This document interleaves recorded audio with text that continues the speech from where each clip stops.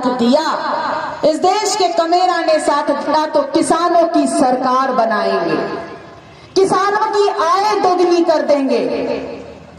बताइए, ऐसा कहा था कि नहीं कहा था? कहा था।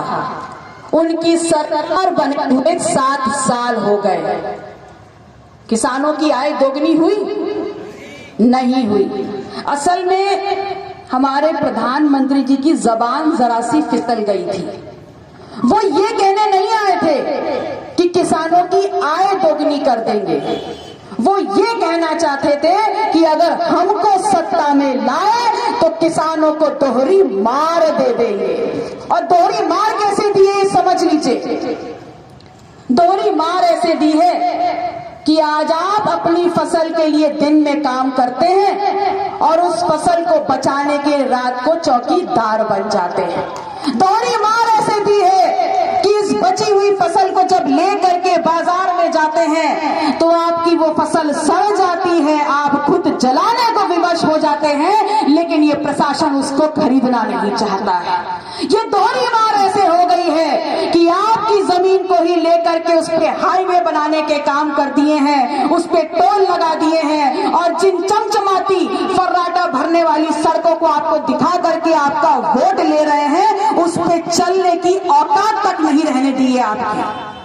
उन सड़कों पर जो गाड़ियां चलती हैं वो BMW है, मर्सिडीज है। क्या उसको खरीदने का सामर्थ्य आपकी जेब में है? उसको खरीदने का सामर्थ्य आपका जेब में नहीं है। आपकी तो बग्गी आपके खेतों में चलने वाला ट्रैक्टर है। और ये सरकार इतनी दरिया दिल है, ये सरकार किसानों के बारे में इतना सोचती है कि हमारा एकमात्र वाहन जो हमारे सुख दुख का साथी है, हमारा ट्रैक्टर, उस पे भी सरकार की कृपा दृष्टि है। 28% GST को घटा करके 18% GST हमको उनके बीच में लाके खड़ा कर दिया है जो BMW पे 18% GST दे रहे हैं, और किसान इस देश का अन्नदाता 18% GST ट्रैक्टर पर दे रहा है, और उसके बावजूद कहते हैं कि हम किसानों की सरकार चला रहे हैं। सही बात है।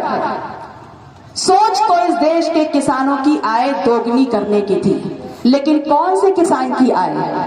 उस किसान की आय जो खाद मांगने गया तो घसीट घसीट के मारा, या उस किसान की आय जो फसल लेकर के बाजार में खड़ा है, बाजार में कोई खरीद नहीं रहा, या उस किसान की आय जो खेतों में रात का चौकीदार बन गया है? हम आपसे ये कहना चाहते हैं कि दुनिया के किसी भी कोने में जाएंगे और अगर भारत की पहचान पूछेंगे तो बोला जाएगा भारत एक कृषि प्रधान देश है, और उसी देश को दुनिया के नक्शे पर पहचान दिलाने वाला ये अन्नदाता इस आजाद भारत में अपनी पहचान ढूंढ रहा है। जब जंगे आजादी चल रही थी ना, तो कोई हिंदू नहीं था, कोई मुसलमान नहीं था, कोई राजभर नहीं था, कोई पटेल नहीं था। सबके दिल में बस एक ख्वाहिश थी कि एक बार आजादी तो मिल जाए। और जब गुलामी की जंजीरें तोड़कर हम आजादी की तरफ करवट ले रहे थे, तब इस देश के जो तथाकथित नेता हैं जो कहते थे कि हमारी वजह से आजादी मिली है, उनके दिल और दिमाग में एक बार भी ये विचार नहीं आया कि इस देश का किसान, बहुजन, मजदूर, पिछड़ा समाज इस देश की व्यवस्था में कहां पर खड़ा किया जाएगा। वो तब भी मौन थे, और आज आजादी के 75-76 साल भी मौन है। लेकिन आपसे कहना चाहेंगे, जिस आधुनिक भारत की बात हम करते हैं, अगर इसकी बुनियाद में जो खंबे लगे हैं, अगर उनको खुरच के देखेंगे तो उन खंबों में आपको कहीं ना कहीं एक सामाजिक न्याय की सोच वाला बहुजन जरूर मिल जाएगा, एक व्यवस्था पलटने वाला एक बहुजन जरूर मिल जाएगा, एक ऐसी सोच करने वाला बहुजन जरूर मिल जाएगा जो ये चाहता था कि इस देश की मुख्य धारा में बराबरी के पायदान पर हर समाज खड़ा हो, ना कोई अगड़ा हो, ना कोई पिछड़ा हो, ना कोई दलित हो। ये सोच थी उस आजादी के पीछे। और आज आजादी सिर्फ पन्नों पर रह गई है।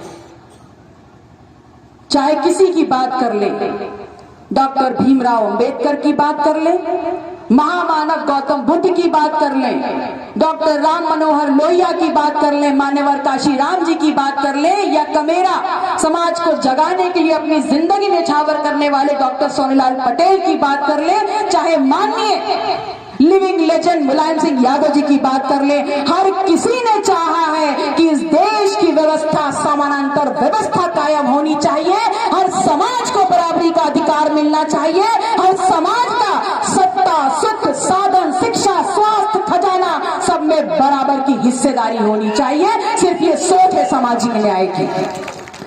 इस सामाजिक न्याय के विचार का केंद्र बिंदु शिक्षा है, और अगर समाज में शिक्षा नहीं होगी तो वो समाज कभी आगे बढ़ नहीं सकता, सामाजिक न्याय की लड़ाई पूरी हो नहीं सकती।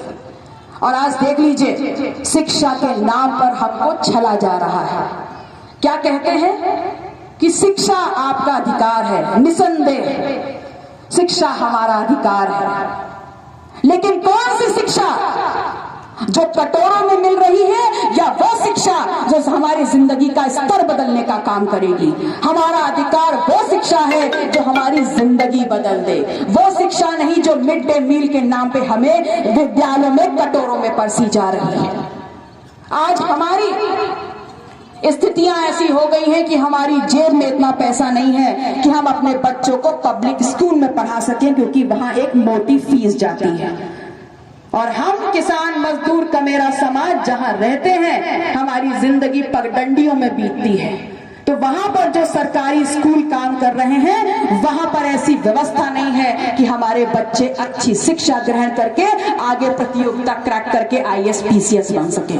हमारा दोहन हो रहा है, हमें धीमे धीमे छांटा जा रहा है। जिन IIT, जिन प्राइवेट कॉलेजेस को दिखा करके, जिन महंगे महंगे चमचमाते स्कूलों को दिखा करके आपका वोट लिया जा रहा है ना, वहां आपके बच्चे कभी पहुंच नहीं पाएंगे, क्योंकि जब प्राथमिक शिक्षा पूरी नहीं होगी तो कॉलेज की दहलीज तो कभी उनके लिए खुलेगी ही नहीं। हम आपसे कहना चाहते हैं कि वादा करा था कि जब हम सरकार में आएंगे तो रोजगार देंगे। कितने रोजगार मिले? रोजगार मिलना तो दूर, कोरोना ने तो ऐसा कर दिया, सरकार के एक आदेश ने तो ऐसा कर दिया कि जिनके हाथों में नौकरियां थी उनके नौकरियों के भी शटर गिर गए।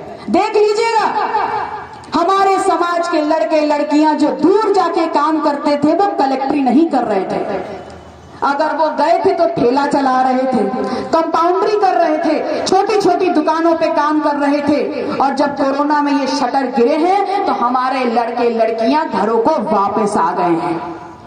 और घरों जब वापस आए हैं तो उनके लिए ट्रेनें नहीं चल रही थी, उनके लिए बसें नहीं चल रही थी, वो तड़प तड़प कर भूखे प्यासे मरते खटते पिटते अपने घरों को पहुंचे हैं।